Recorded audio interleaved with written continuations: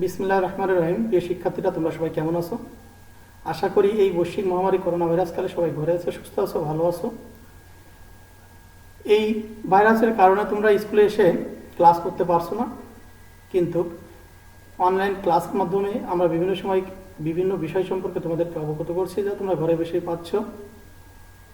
তো আজ আমি মোহাম্মদ জাহিদুল ইসলাম, শিক্ষক কেডিআর হাই স্কুল, তোমাদের সামনে ইংলিশ সেকেন্ড পেপারের একটি গ্রামাটিক্যাল আইটেম নিয়ে হাজির হয়েছি, যা 6, 7 এবং 8 ক্লাস স্ট্যান্ডার্ডে হবে। তো আমি আজকে ট্রান্সফরমেশন অফ সেন্টেন্সের অ্যাফার্মেটিভ টু নেগেটিভ কীভাবে করতে হয় সে বিষয়ে আলোচনা করব। তো শিক্ষার্থীরা, চলো যাই আমরা শুরু করি। তো আগেই বলে নিই, অ্যাফার্মেটিভ সেন্টেন্সটা কী এবং নেগেটিভ সেন্টেন্সটা কী, এটা আমরা কিভাবে চিনব। সেটা যদি না চিনি পরিবর্তন করা সহজ হবে না। তো আমরা জানি যে সেন্টেন্স প্রধানত দুই প্রকার, একটা হচ্ছে মিনিং অফ সেন্টেন্স আর একটা হচ্ছে স্ট্রাকচার অফ সেন্টেন্স, অর্থাৎ অর্থ অনুসারে বাক্য আর একটা হচ্ছে গঠন অনুসারে বাক্য। এই অর্থ অনুসারে বাক্য 5 প্রকার, গঠন অনুসারে বাক্য 3 প্রকার। তো আমি ডিটেলসে এত বেশি যাব না। তো এই অ্যাফার্মেটিভ সেন্টেন্স করতে গেলে আমাদের অ্যাসার্টিভ সেন্টেন্সটাকে একটু ফলো করতে হবে। অ্যাসার্টিভ সেন্টেন্সটা হচ্ছে বর্ণনামূলক বাক্য বা বিবৃতিমূলক বাক্য।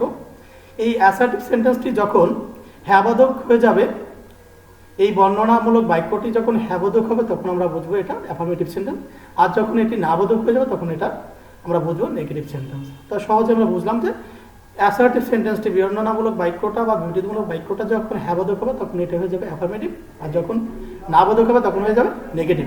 তো আমরা কীভাবে এই অ্যাফার্মেটিভ থেকে নেগেটিভ করব সে বিষয়ে আমরা আলোচনা করব। তো শিক্ষার্থীরা লক্ষ্য করো যে আমরা দিচ্ছি, প্রথমে দেখিয়েছি অনলি ব্যক্তি নানভার্ব, অর্থাৎ অনলি দ্বারা যদি অ্যাফার্মেটিভ সেন্টেন্সে ব্যক্তি বোঝায় তাহলে আমরা কি করব, নেগেটিভ করতে গেলে নানভার্ব করব। তো আমরা চলো একটা এক্সাম্পলে যাই।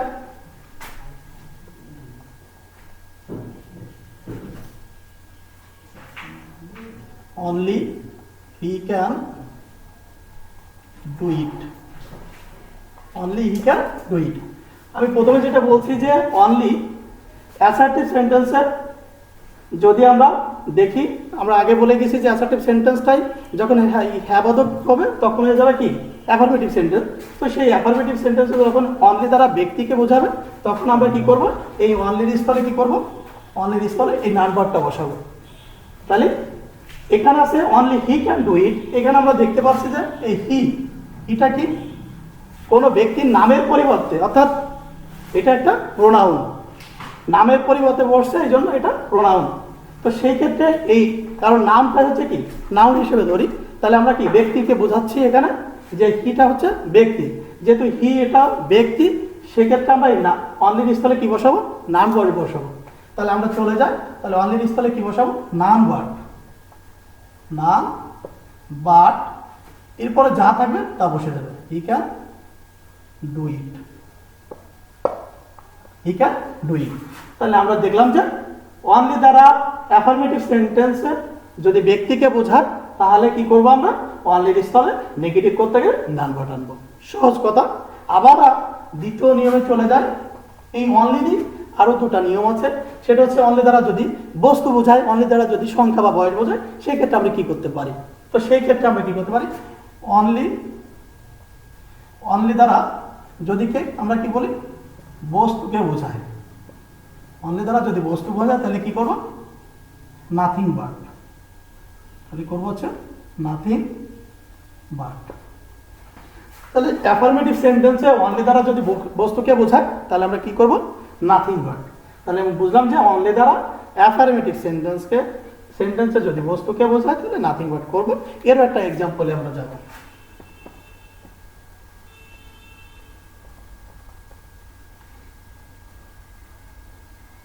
A child likes only sweets. এখন এই অনলি এখানেও আছে, কিন্তু আমরা দেখতেছি অনলিটা ভিতরে, তাতে কোনো সমস্যা নাই। অনলি যেখানে থাকুক না কেন আমরা অনলির পরিবর্তনটা করব। এখন এখানে সে পছন্দ করে কি, সুইট। তাহলে এখানে আমরা কি বলছি যে এই অনলি দ্বারা কি বোঝাচ্ছে, বস্তুকে বোঝাচ্ছে। যেহেতু এই অনলি দ্বারা বস্তুকে বোঝাচ্ছে তাহলে কি করবো, জায়গা যেগুলো আমরা দেখছি যে উপরটা শুধুমাত্র অনলির স্থলে পরিবর্তন হবে, আর সব জায়গায় যা থাকবে সেটা আমরা সেই জায়গায় রেখে দেবো। তাহলে কি হবে, a child likes nothing but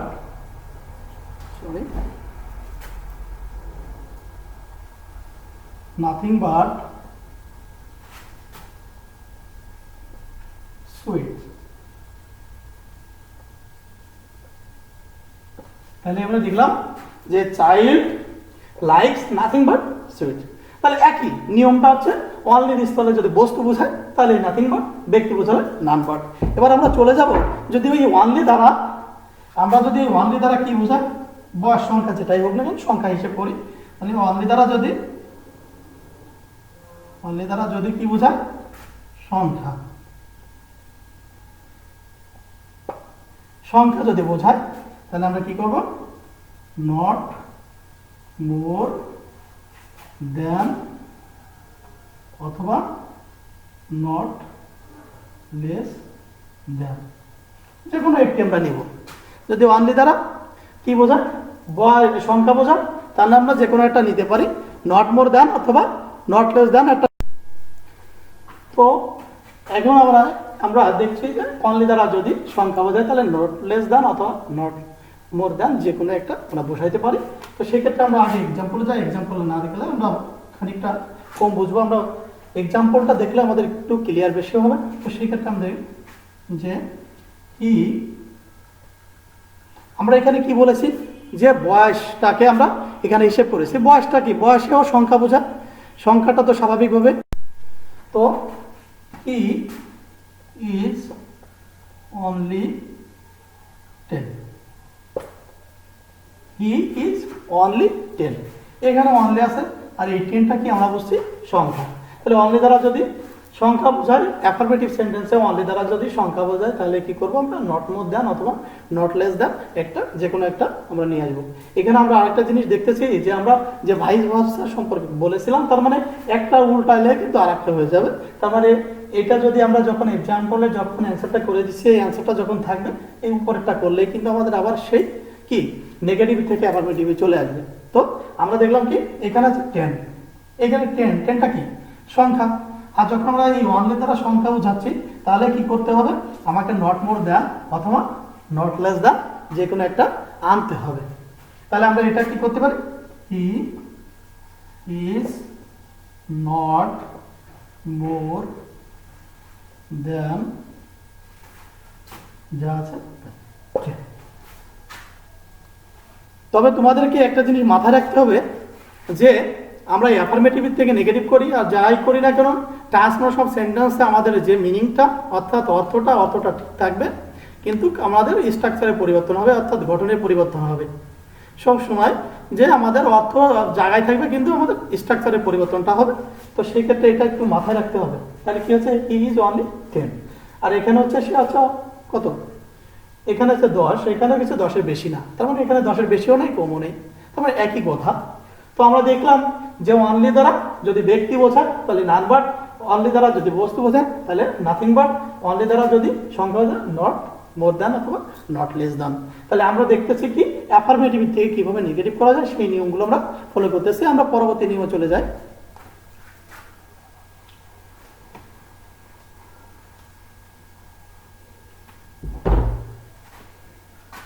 যদি আমরা পরবর্তী নিয়মে চলে যাই তাহলে আমরা দেখতে পারি যে can, must, have to, has to,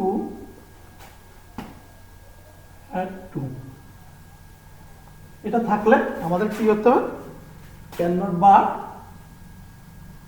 can not but,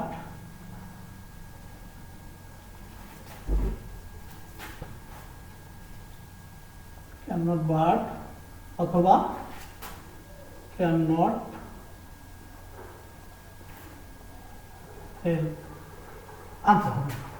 তবে আমাদের একটা মাথায় রাখতে হবে, যদি আমরা ক্যান নট হেল্প আনি তাহলে মূল ভার্বের সাথে কি হবে, আইন যুক্ত করতে হবে। মূল ভার্বের সাথে আইন যুক্ত করতে হবে যদি আমরা কি আনি, এই ক্যান নট হেল্প আনি।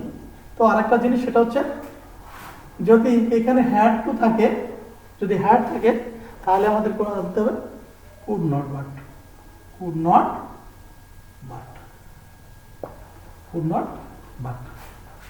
তো আমরা এখানে দেখলাম যে can, must, have to, has to, had to, এই যে কোনো একটা যদি থাকে তাহলে আমাদের কি করতে হবে, যদি আমরা নেগেটিভ করতে যাই তাহলে ক্যান নট বাট অথবা ক্যান নট বাট অথবা ক্যান নট হেল্প, এই যে কোনো একটা আনতে হবে। তো আমাদের এখানে দেখলাম যে ক্যান নট যদি হেল্প আনি, আমরা ক্যান নট হেল্প আনলে কি করতে হবে, মূল ভার্বের সাথে আইএনজি। অনলি ফর হ্যাড টুর জন্য আমরা কি করতে পারি, কুড নট বাট, এটা হচ্ছে পাঁচটা, এই জন্য এটা আমাদের পাঁচটা করতে হবে। তো সেই ক্ষেত্রে only for had to, that means could not but, otherwise cannot but or cannot help. If I cannot use cannot help, that's adjust or include present form, verb present form and include ing. তো সেক্ষেত্রে আমরা দেখলাম যে could not cannot but আনলে সহজে করে ফেলতে পারবো, আর কোনো পরিবর্তন করা হবে না। কিন্তু cannot help যদি আনি তাহলে আমাদেরকে এর সাথে যোগ করতে হবে কি, মূল ভাবের সাথে আইএনজি। তাহলে আমরা একটা এক্সাম্পলে চলে যাই। I must go there, I must go there. এখানে দেখবো যে আমাদের যে ক্যান ছিল, এরপরে ছিল কি মাস্ট, তাহলে এই মাস্টটা কিন্তু এই কি আছে, এই সেন্টেন্সের ভিতরে আছে। তার মানে এটা হ্যাঁ বাক্য অর্থাৎ অ্যাফার্মেটিভ সেন্টেন্সে মাস্ট আছে। তাহলে আমাদের কি করতে হবে, মাস্টের পরিবর্তন করতে হবে। আমরা দেখছি যে মাস্টের পরিবর্তন করতে গেলে ক্যান নট বাট অথবা ক্যান নট হেল্প আনতে হয়। তাহলে আমরা কি করতে পারি, এখানে শুধুমাত্র মাস্টটা উঠে যায়, আমরা যার পরিবর্তে যা করব আনবো তাহলে সেটা উঠে যাবে। আমরা যদি পরবর্তী সেন্টেন্সে যাই তাহলে যেটার পরিবর্তনে আমরা মানে যেটার জন্য অন্যটা পরিবর্তন করতেছি, অনেকটা জিনিস আনতেছি, তাহলে সেই জিনিসটা কিন্তু উঠে যাবে। তাহলে এখানে আছে কি আই, এরপর ছিল কি মাস্ট, তাহলে মাস্টের পরিবর্তে আনতেছি কি ক্যান নট বাট, মাস্টের পরিবর্তে আছে ক্যান নট বাট। তাহলে ক্যান নট বাট আর যা আছে বাকি যেটা আছে সেটা বসে হবে। তাহলে কি হলো, I can not but go there. তাহলে এখানে আছে আই মাস্ট গো দেয়ার, তাহলে আমরা বললাম I can not but go দেয়ার।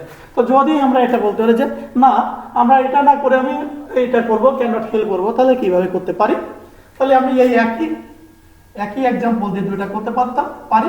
সেটা হচ্ছে আই ক্যান নট হেল্প, তাহলে বসাইলাম। এখন কি আছে, মূল ভার্বটা কি আমাদের গো, তাহলে কি হবে I can not help going there, that's a easy matter. তো এখানে আমরা দেখতেছি I can not but go there, এটা করতেছি যখন আমরা হেল্প না আনে এইটাকে ফলো করতেছি। কিন্তু পরবর্তীতে যদি না আমি এই ক্যান নট হেল্প আনবো, তাহলে কি করতে পারি, তাহলে মূল ভাবের সাথে আইএনজি যুক্ত করলে দ্যাটস এনাফ। তাহলে কি হবে, I can not but go there or I can not help going there, যে কোনো একটা আমরা করতে পারি। তাহলে আমরা বুঝলাম যে can, must, have to, has to, had to ইত্যাদি থাকলে কিভাবে আমাদের নেগেটিভ সেন্টেন্স করতে হয়, নেগেটিভে যেতে হয়, সেটা আমরা দেখলাম। তাহলে দেখো যে এখানে কিন্তু কোনো অর্থের কোনো সমস্যা হয় নাই। আই মাস্ট গো দেয়ার, আমি অবশ্যই সেখানে যাব। I can not but go there, আমি সেখানে যাবো না কেন, আমি অবশ্যই যাবো, এরকম একটা কথা।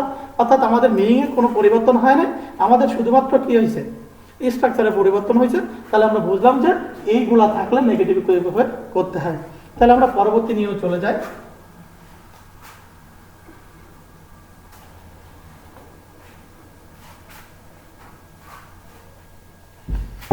এখন পরবর্তী নিয়মে যদি আমরা যাই সেটা একটু দেখি কি, যদি এভরি থাকে, যদি এভরি বা অল অ্যাফারমেটিভ সেন্টেন্সে এভরি বা অল থাকে তাহলে আমরা কি করব সেটা আমরা একটু দেখি।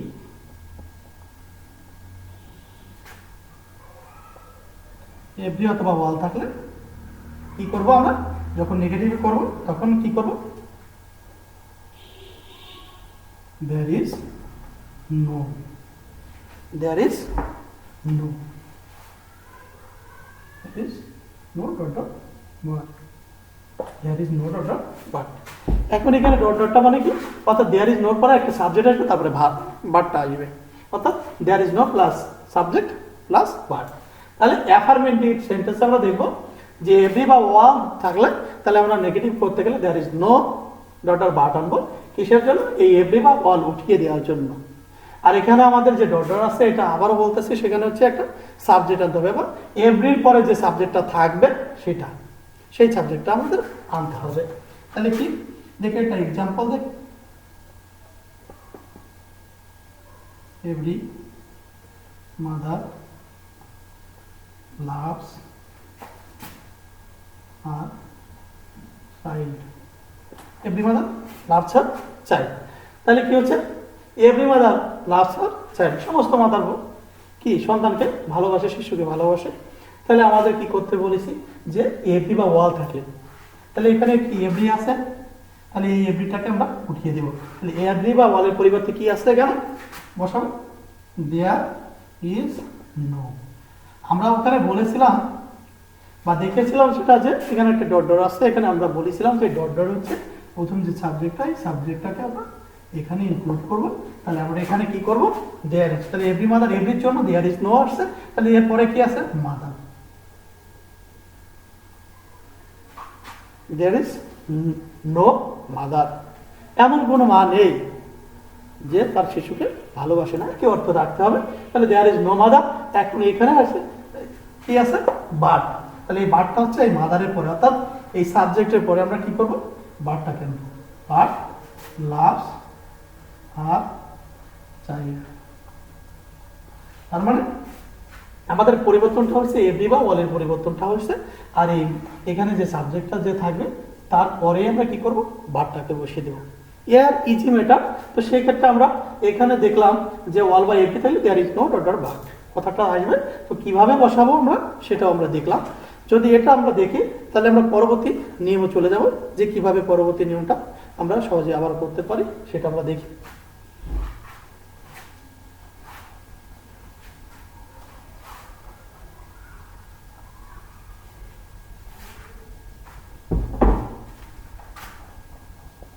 পরবর্তীতে যদি যায় আরেকটা নিয়মের, তাহলে সেই নিয়মটা আমরা অ্যাফার্মেটিভ ইত্বকে নেগেটিভ করব কিভাবে দেখে।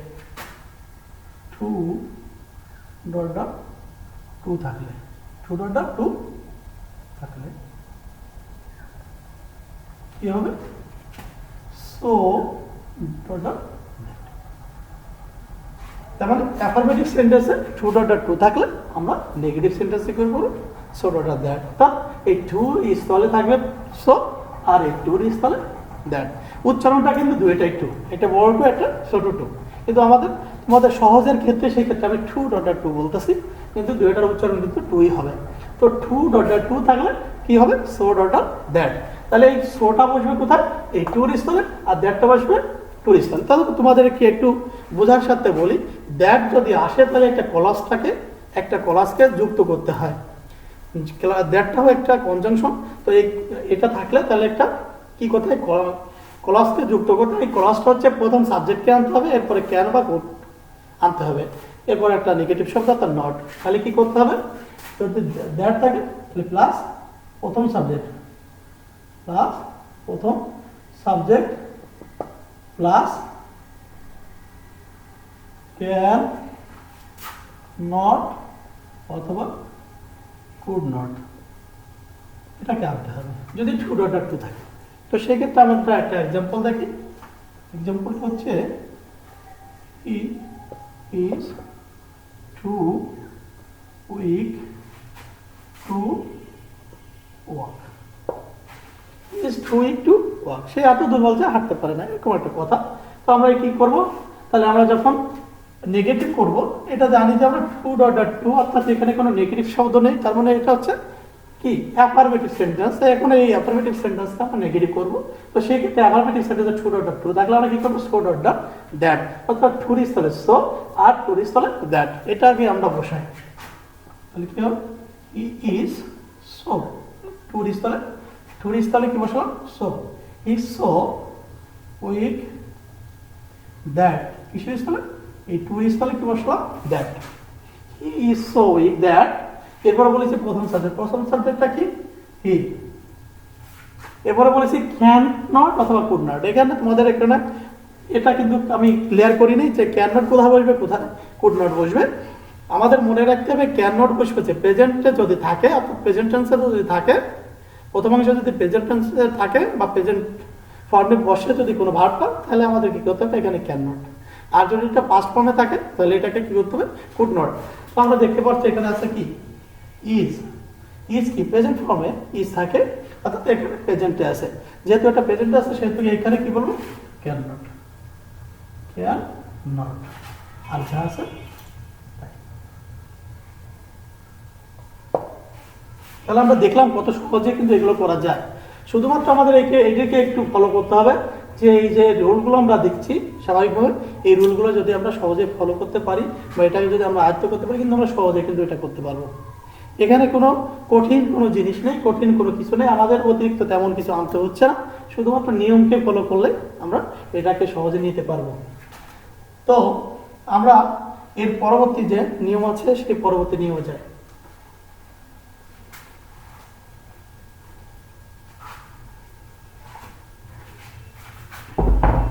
যদি আমরা এটা বলি যে নো সুনার হ্যাড অর্ডার দেন, দেখি কি সেটা নো সুনার কথাটা যদি নো আসে তাহলে এটা নেগেটিভ, তাহলে এর অ্যাফার্মেটিভ কি আসে সেটা তুমি অ্যাজ ডটারে আসতে, অ্যাজ শুনে অ্যাজ থাকলে অ্যাজ ডটে আস না, সরি অ্যাজ শুনে অ্যাজ যদি থাকে সেক্ষেত্রে আমরা কি করব সেটা আমরা দেখি। অ্যাফার্মেটিভ সেন্টেন্সে যদি অ্যাজ শুন অ্যাজ থাকে, অ্যাজ শুন অ্যাজ, তাহলে কি হবে? যদি আমরা নেগেটিভ করি তাহলে কি হবে? নো সুনার হ্যাড ডট দেন। এই দেনটা কোথায় বলবে সেটা আমাদের কিন্তু দেখার বিষয়, কারণ এই নো সুনার হ্যাড আমরা কিন্তু এই অ্যাজ সুন অ্যাজের জায়গায় বসাইতে পারতেছি, কিন্তু এই দেনটা কোথায় বসাবো এটা কিন্তু আমাদের দেখার বিষয়। তাহলে আমরা এখন দেখবো যে দেনটা আমরা কোথায় বসাবো আর অ্যাজ সুন অ্যাজ থাকলে কিভাবে এটা করব। তবে একটা জিনিস মাথায় রাখতে হবে, নো সুনার হ্যাড হ্যাড যদি থাকে তাহলে অবশ্যই ভার্বের পাস্ট পার্টিসিপেল ফর্মটা করতে হবে, এটা পয়েন্ট মনে রাখতে হবে। তাহলে কি করতে হবে? আমরা এক্সাম্পলে যেতে পারি। এক্সাম্পলটা কি? As soon as I reached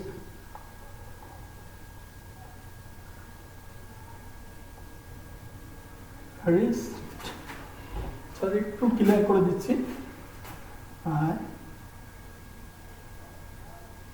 reached the station, এখানে একটা কমা, the train left. As soon as I reached the station, the train left. এখানে আমাদের করতে হবে কি? আমরা বলছি যে এই as soon as এর জায়গায় কি করব?